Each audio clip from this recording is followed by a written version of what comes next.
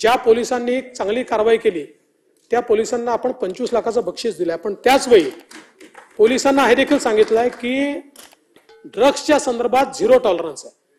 कुठल्याही पोलिसाचा ड्रग्सच्या प्रकरणामध्ये संबंध दिसला तर आर्टिकल 311च्या खाली त्यांना बडतर्फच केलं जाईल, दुसरी कुठलीही शिक्षा नाही.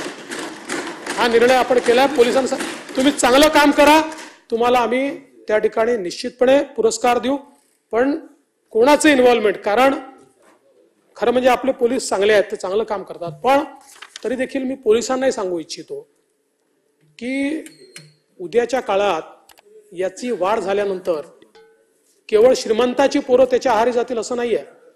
तुमची, माझी आणि पोलिसांची पोरं देखील त्याच्या आहारी जाऊ शकतात, अनेक वेळा जातात.